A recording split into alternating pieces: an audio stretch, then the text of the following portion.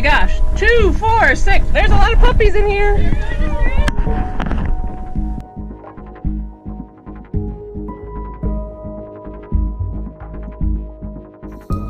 On Friday, April the 28th, 2017, a 6-year-old female and an 8-year-old male red wolf became parents of 6 pups in Museum of Life and Science in Durham, North Carolina. In the dark cave, animal keepers found 3 males and 3 female pups. All 6 were pronounced healthy during their first hands-on vet checkup. In 10 to 14 days, these wolf pups could open their eyes for the first time, and in 3 weeks' time, their journey into the wonderful new world would begin.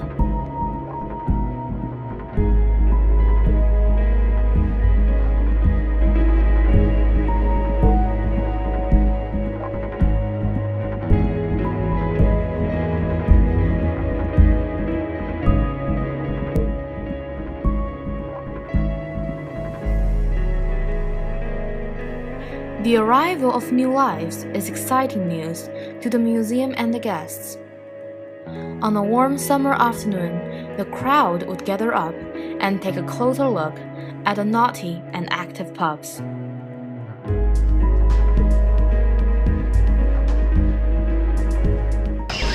First thing in the morning, what we do is we come and we just make sure that we see everyone, and that's our opportunity to try to catch anything that might be abnormal, like we were actually talking about a little bit earlier. Might have a little scratch, might be nothing, but definitely a big part of our daily routine is making sure that everyone is checked up on. So that's first what we do. And then we do prep meatballs, which we did right before, that you guys will see later. And so it's a raw meat that we mix up with some canine chow, which is an exotic canine chow, so it's specifically made for wolves in captivity. Then they also get rats every day as well, not live rats, but frozen thawed rats. And sometimes we do get real fancy and we give them things like deer parts. We have hunters on our staff, so they bring in the stuff that they can't use, like their deer legs. That's really good. That's something that they would eat in the wild. So it's really good that we're able to have that, as well as knuckle bones, because bones are just good for your teeth when you're a wolf. We also go in once a day to scoop. We also have to make sure that they have fresh water. Since we do have puppies out here, they don't have their pools, so we do have bowls out there that we have to clean and refresh every day. We are pretty hands-off with them, so some of our other animals we train with. There's no training with these guys. We want to make sure they stay as wild as possible, because up until more recently, puppies could potentially be fostered out to the wild, and so we want to make sure they've got all their wild instincts, so we don't want them to be dependent on us or associate us with things, so that way if they go to the wild, we don't want them to interact with people. So we still do all the things that we do with our other animals. These guys still get enrichment just like everybody else, which helps them stay mentally and physically stimulated, helps encourage those natural behaviors. So sometimes we'll bury their meatballs, we'll put it up in trees to make sure they have to get out and look for them. But we have to do things, we have to be more creative with these guys than some of our other species here at the museum. I always love the reaction from people when I tell them it's the only place in the world where there's a wild population. So in the captive population, animals are brought together to help maintain the genetic integrity of those 14 original founders. So when puppies are born, they take blood, and all that information that's gathered, DNA and that sort of thing. They're also assigned a stud book number. All that information goes into a computer. And it's a software program that the coordinator of the captive program can take animal 112 and animal 1514, put their numbers in, and then the computer software will decide how related they are. It's mean kinship. And he's looking for a number above a certain threshold, and that will be for him to determine. And then he'll say, okay, well, they're mean kinship, they're not very related. They look at the age of the animal, the health of the animal, are they within that breeding range? Like here before, they had a female that was here for a couple years, and these two just didn't seem to get along. So then last year, that female went somewhere else, and they got a new female. And obviously they got along because they had puppies this year. So those are the sort of things that they look at. They're a predator. Certainly people that live in where I live in the recovery area, it's very rural. There's a lot of deer, and they see these predators as taking something that they want to hunt. And we can all live together. There's plenty of deer. You know, that's part of their rhetoric, is that the wolves are eating all the deer. Well, there's less than 30 wolves on the landscape and 1.7 million acres. How much deer can they eat? They probably have better luck with small rodents, rabbits, raccoons, nutria, mice, that kind of thing.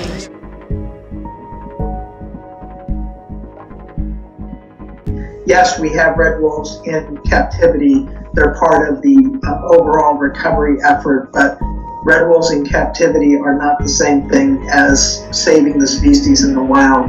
And so I think the images of wild red wolves and our study of red wolves to understand their biology, their ecology, their habitat needs, their movement patterns, their reproductive characteristics, just the whole gamut of information that's critical to inform conservation. The most important thing, of course, at the moment is that the Fish and Wildlife Service either has to change its mindset, or it has to be forced to reinvest in red wolf recovery, or re-embrace red wolf recovery, and start to restore some of the actions that they were taken in years gone by to try to build up that red wolf population in eastern North Carolina. So in general, I think what we look for in conservation are win-win solutions, right? Solutions that allow for the conservation of animals and their ecosystems, and also allow the human communities that share that habitat, those ecosystems, also to thrive. More recently, there's been an argument that we should conserve biodiversity for the benefit of humanity, and that we shouldn't think about inherent value. And that's a pretty big debate that's unresolved. One of the things I fear in that debate is that if there are species that don't have any inherent value to human societies, we won't bother to conserve them. Don't wait until the end to try risky things. For me, that's the most important lesson. So right now the Fish and Wildlife is proposing some rule changes for the red wolf. So if you go on the internet and go to, if you just Google U.S. Fish and Wildlife Red Wolf Recovery Program, you'll see a link. And if you so are inclined, they are looking for public input on the program.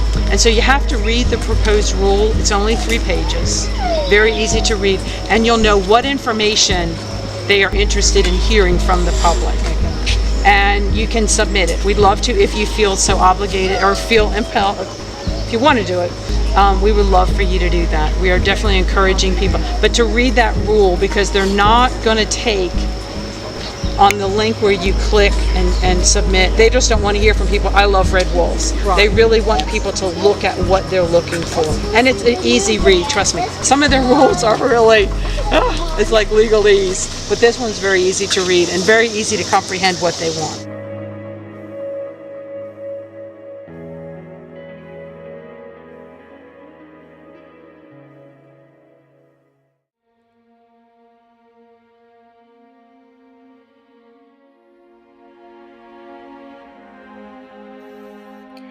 Red wolves, as apex hunters native to North Carolina, were designated an endangered species in 1967, and shortly thereafter, the United States Fish and Wildlife Service initiated efforts to conserve the species.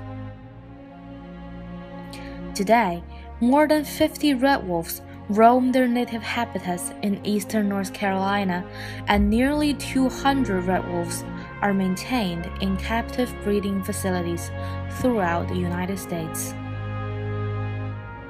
The U.S. Fish and Wildlife Service are making efforts for red wolf conservation.